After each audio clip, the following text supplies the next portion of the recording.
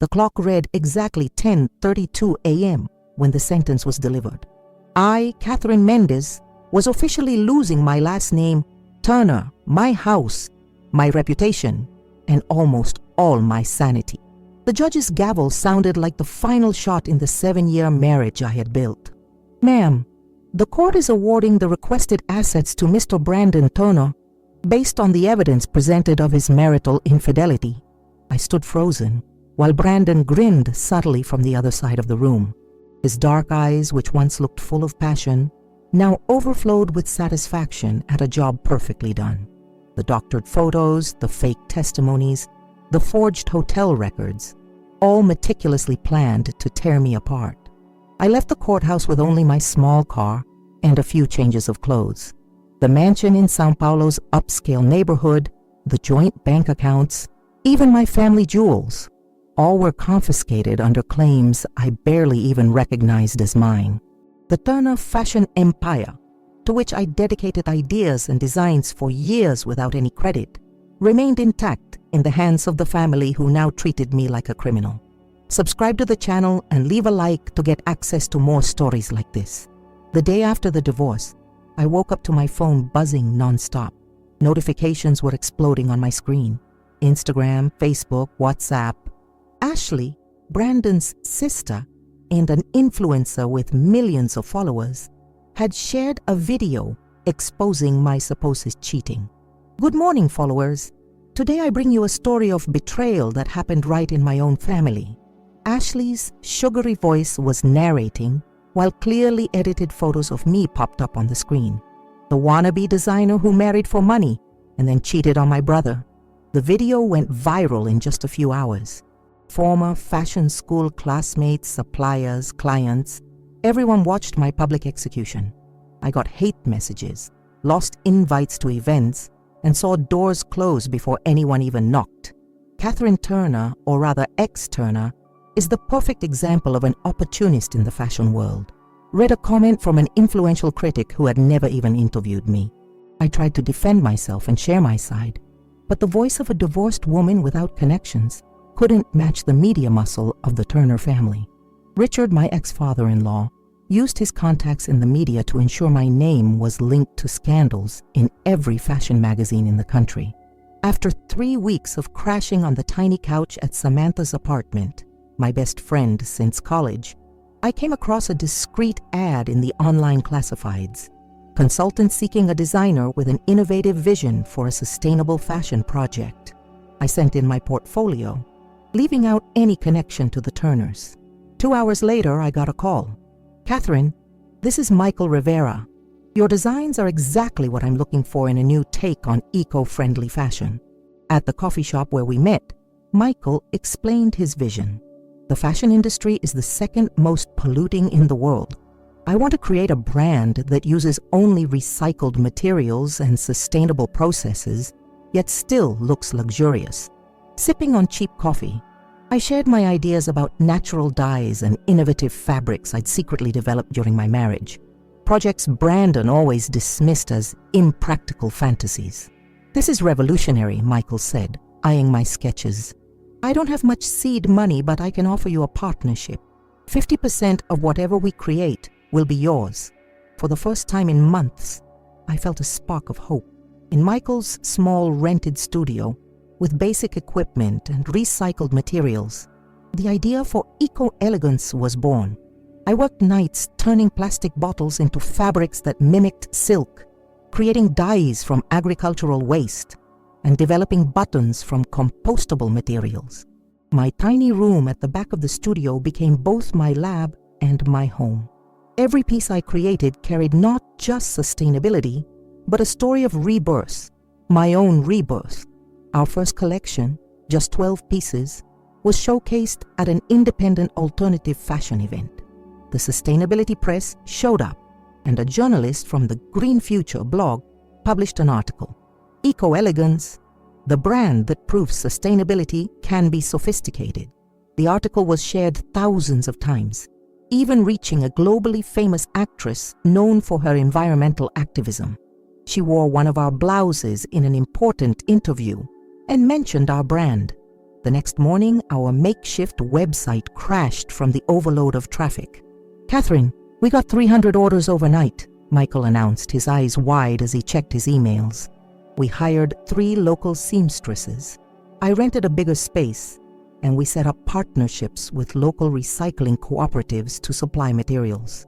Every decision honored my values: fair production, real sustainability, and complete transparency. 18 months after our modest start, Eco-Elegance opened its first brick-and-mortar store in a sustainable mall. That same week, Turner Fashion announced mass layoffs due to internal restructuring. The company's shares plummeted 17% in one day after reports exposed questionable labor practices in their Asian factories. Turner Fashion is facing greenwashing accusations after a sustainability ad campaign was contradicted by an independent investigation, announced the news we were watching while celebrating our store opening. Meanwhile, our company grew organically. A renowned fashion magazine invited us for a major editorial on the future of fashion. The interview took place in the same studio where Ashley used to be photographed as the face of Turner Fashion. "How does it feel to see Eco-Elegance's meteoric rise in just 2 years?" the interviewer asked. "We didn't build an empire overnight. We grew consciously and carefully, putting people and the planet before quick profits. That's true sustainable elegance." The cover story sharply contrasted with the short note in the same issue about Richard Turner stepping down as head of the family business for health reasons after one scandal followed another. The invite to São Paulo Fashion Week arrived in a plain envelope, with none of the excessive glamour typical of events in the industry that once rejected me. Eco-Elegance was chosen as a standout in the sustainable innovation category, a recognition I never even dreamed of attaining in just 3 years. Word spread fast, and the next morning I got a call from an unknown number. "Catherine, it's Ashley Turner." The voice that once dripped venom on social media now sounded oddly subdued. My stomach clenched. "How did you get my number? Does that matter? I heard about your appearance at Fashion Week. Congratulations." The hesitation was palpable. "I'd like to propose a collaboration between our brands. Turner Fashion is repositioning its image. Your expertise in sustainability would be valuable." The request caught me off guard. 3 years ago, this same woman had publicly accused me of being a fraud. Now she was practically begging for my help. "Ashley, I appreciate the interest, but Eco-Elegance was born as an alternative to everything Turner Fashion stands for. Our values just don't match. Catherine, please reconsider. Turner's sales dropped 40% last quarter. We need—" "No, Ashley, you don't need my help. You need to completely rethink how you do business. Good luck." I hung up, feeling an odd mix of satisfaction and compassion. I wasn't wishing them bankruptcy, but I also wasn't willing to compromise my principles for someone who tried to destroy me. On the opening night of São Paulo Fashion Week, while the models were getting ready backstage, I noticed Richard Turner sitting in the front row. Older and visibly worn out, he was watching our designs with an unsettling intensity. Our eyes met briefly before he looked away, pretending to be interested in the event program. After the show, while I was giving interviews, I felt a hand on my shoulder. "I always knew you had talent," said Richard, now standing before me, looking far older than his 68 years. Brandon never gave it the credit it deserved. I kept my composure, aware of the cameras around. "Thanks for the belated recognition, Richard. If you'll excuse me, I've got journalists waiting." "Catherine, wait." His voice trembled. "The company is in crisis. Brandon made disastrous decisions. We could fix things if you come back. We're offering you a majority stake." I smiled calmly, feeling the weight of that irony. "You know, Richard, I've learned something important over the years. Some doors close so we can build entire buildings. I'm not interested in going back to a home that kicked me out." As he walked away, defeated, a journalist approached. That was Richard Turner. What did he want? "Just congratulating the success of genuine sustainability," I replied, steering the conversation back toward the future of conscious fashion. The email arrived on a rainy Tuesday. Subject: evidence about your divorce. Urgent and confidential. My first instinct was to delete it. suspecting a scam. But the sender was Clara Montero, Brandon's former personal assistant, who had worked at Turner Fashion during my marriage. Catherine, after years of carrying this weight, I need to share the truth. I've attached files that prove the conspiracy against you. The photos were doctored, the testimonies fabricated. I have the originals and conversations that confirm everything. I left the company 6 months ago and can't live with this guilt anymore. With trembling hands, I opened the attachments. There were emails exchanged between Brandon, Ashley, and the lawyer, meticulously detailing the plan to frame me. Screenshots from editing software showed the original photos being altered. Audio recordings captured Brandon instructing witnesses on what to say in court. We need to get rid of her before she finds out about the money laundering, one audio clip revealed, with Brandon saying, "She's too close to the financial records and has started asking about the transfers to the Cayman Islands." The revelation hit me like a tsunami. It wasn't just about a fabricated affair. It was about financial crimes. Brandon had embezzled millions from the family business, and my growing interest in accounting was a threat to his schemes. I immediately called a meeting with Samantha, who was not only a friend but also a lawyer, and Michael. "This changes everything," Samantha said, as she examined the documents. "We have a solid case to reopen the divorce, demand compensation, and maybe even start a criminal case." "I don't just want financial compensation," I explained. "I want my reputation back." A week later, I met Clara face to face at a quiet cafe. Pale and visibly nervous, she brought an extra folder.